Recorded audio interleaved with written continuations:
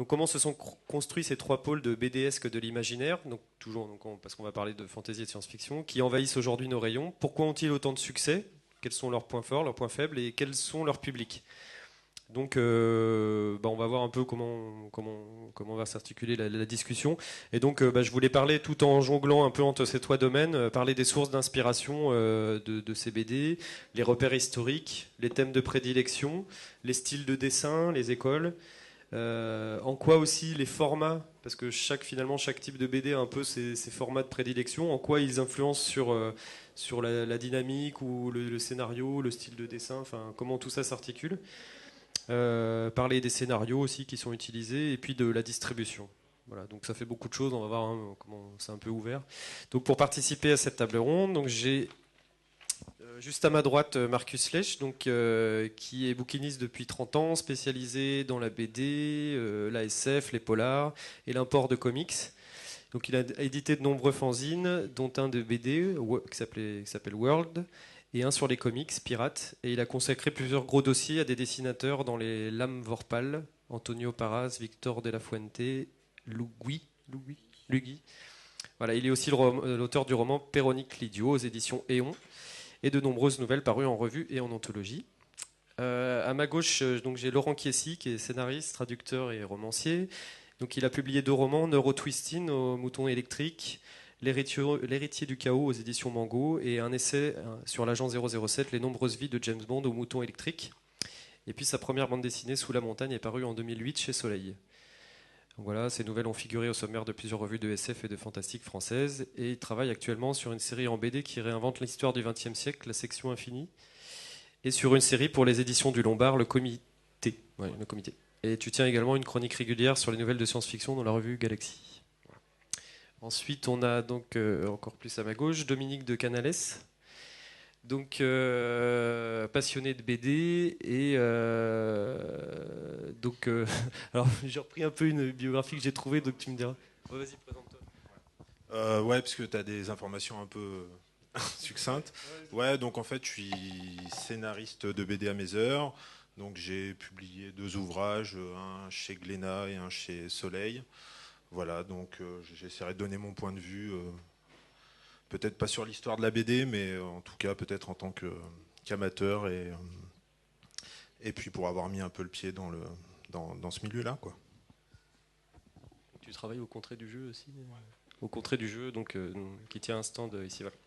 Et puis donc à ma extrême droite, on a donc Amélie Quirion qui fait partie de l'association elbakin.net. Donc qui a 30 ans, assistante de communication dans un cinéma ARSC. Donc tu t'occupes plus particulièrement de la programmation jeune public. Voilà.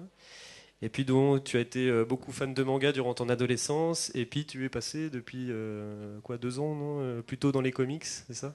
Voilà. Et donc, voilà, du coup, je voulais la faire participer au débat en tant que fan, ex-fan de manga et puis fan de comics pour voilà, donner un avis aussi sur la question.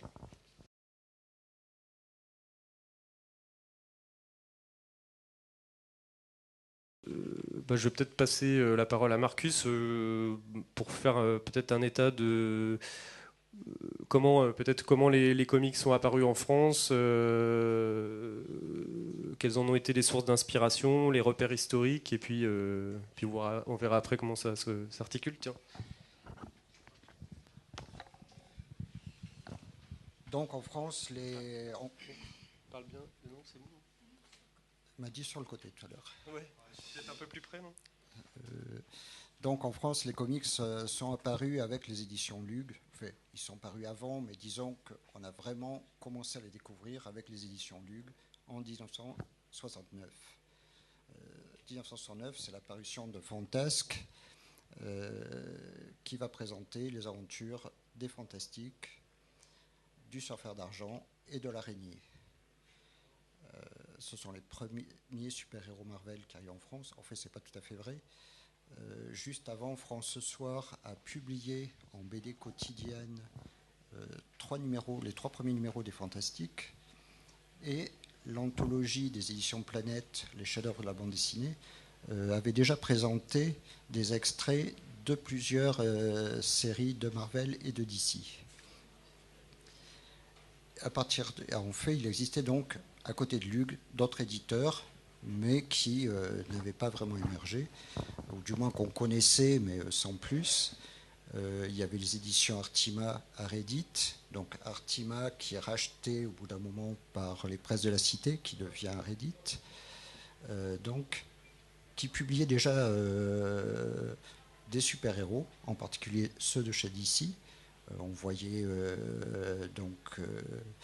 Green Lantern, Green Arrow, tous ces personnages ayant leur nom francisé, c'est-à-dire on avait la Flèche Verte, la Lanterne Verte, on avait pour Wonder Woman la Femme Merveille, Robin qui était apparu dans quelques histoires devenait le Garçon Merveille,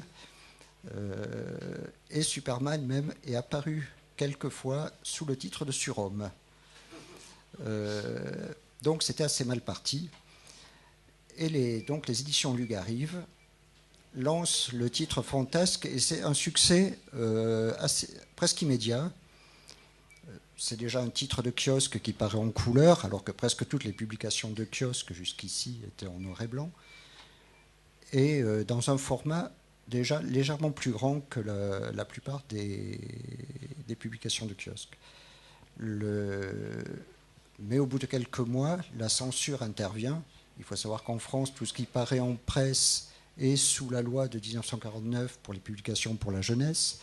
Donc, toute bande dessinée paraissant en kiosque est soumise à cette loi et doit donc atténuer la violence, faire disparaître les armes. Pas nécessairement toutes, mais déjà, il n'y a pas d'armes en couverture. Et souvent, sur les vignettes, il faut que s'il y en a trop, on doit engommer une partie. C'est-à-dire que vous avez un personnage qui a en face de lui, admettons, 5 méchants qui braquent tous un revolver sur lui. Sur la vignette française, il n'y a plus que 2 revolvers qui sont braqués sur lui.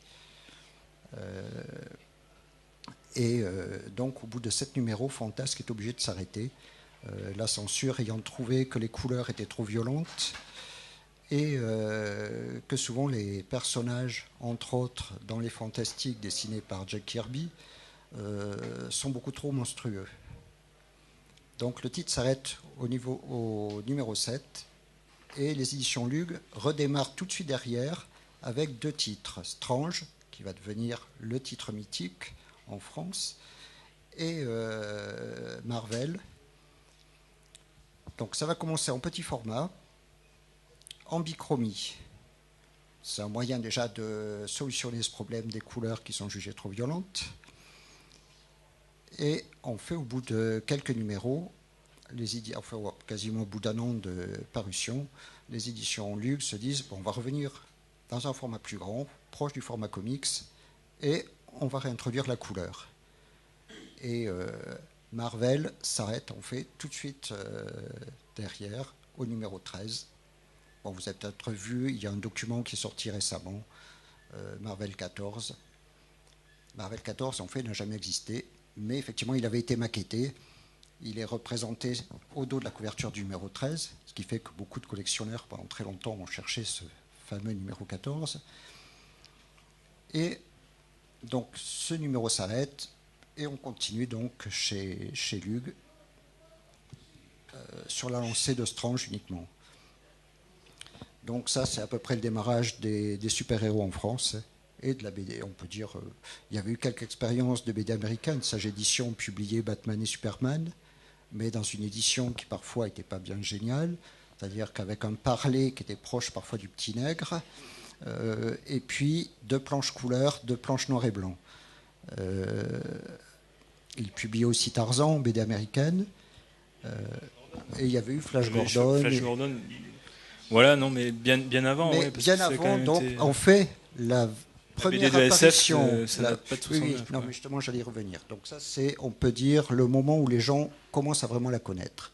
Mais bien avant, dans les années 40, on commence à publier donc, dans des journaux, très souvent, donc l'Astucieux, l'As, Cocardi. Cocardi était surtout orienté sur la BD française, Tarzan. Donc c'était des journaux en très grand format, un peu format tabloïd, certains qui étaient quasiment format quotidien. Et là, on va présenter tous les classiques des BD de quotidien en science-fiction. Donc on voit arriver bien sûr Guy Leclerc, Flash Gordon aux États-Unis.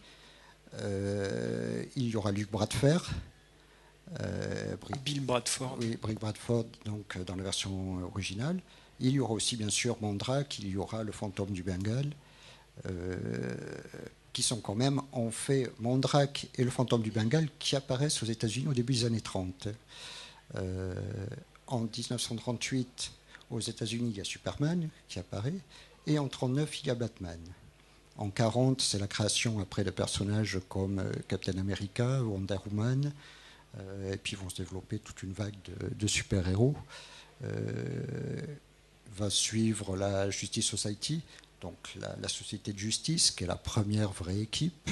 Bon, au début, c'est pas vraiment une équipe, puisqu'en fait, on suit souvent sur la page d'introduction, on voit toute l'équipe, et tout de suite derrière, on suit individuellement chaque personnage qui vit une aventure, et ils se retrouvent à la fin du numéro, vers la fin de l'histoire, ils se retrouvent tous ensemble de nouveau. Donc on sait qu'il existe une société de justice, quoi, un groupe de super-héros, mais voilà, ils vivent quand même chacun des aventures indépendants. Jusqu'au moment où on va réussir quand même à les intégrer tous ensemble dans une histoire, et à partir de là, bon, ça va se développer. Ce qu'il y a de marrant dans l'importation des comics américains, c'est que, enfin de marrant, pendant la guerre, il y a eu interruption de l'importation de BD américaines. Et il y a les bandes ont continué, mais par des créateurs européens. Oui, c'est ça. Il y a par exemple eu Flash Gordon qui a été continué par Edgar P. Jacobs, en fait. C'est un de ses premiers boulots. Il y a Fellini, le cinéaste, qui a scénarisé du Flash Gordon à l'époque en Italie. Oui. Voilà. Et donc les BD américaines étant interdites d'importation en France, effectivement, Jacobs termine une aventure de Flash Gordon qui était en cours, avec Guy Leclerc. Et on voit comme ça Albert Uderzo qui va dessiner des aventures de Captain Marvel Junior dans le magazine belge Bravo. C'est assez étonnant parce que ça ressemble à du Captain Marvel à l'américaine. À peu près même style de mise en page pour l'époque et même traitement du personnage. Moi, ce que je trouvais intéressant par rapport au repère historique, donc moi je mettais dans ma tête, pour ce qui est comics, j'avais Stan Lee en tête, effectivement Jack Kirby, et donc la discussion qu'on a vue était intéressante, c'est qu'en fait Stan Lee, il a profité de l'opportunité pour s'approprier un peu tout un univers, et en fait... c'est un très bon... gars en public relations, je crois, plus voilà, il sait très bien faire sa pub, il s'est autoproclamé le Shakespeare du XXe siècle, quoi. Voilà. Donc Kirby avait les idées, lui il rajoutait des dialogues et il y avait la tête de Stan Lee en haut des magazines Marvel. Stan Lee présente. On voyait Stan Lee présente sur tous les titres, ce qui fait que ça a imposé son nom, même sur des comics sur lesquels il a quasiment rien fait. Et on le voit toujours là, toutes les adaptations ciné, voilà, il fait toujours un caméo. Et en fait, il a signé des contrats. Ces contrats sont tellement bien réglés que Marvel doit lui verser $1 million jusqu'à son décès. Cette somme sera encore versée à sa femme après sa mort, jusqu'au décès de celle-ci, et ses enfants toucheront la même somme pendant encore 30 ans. Oui, par an. C'est pour dire qu'il a vraiment très bien réglé ses contrats, alors qu'il ne travaille plus du tout pour Marvel. C'est pour ça que j'essaye de me faire adopter par lui depuis assez longtemps. Ce serait une très bonne idée, parce que je crois qu'il y a de l'argent à gagner.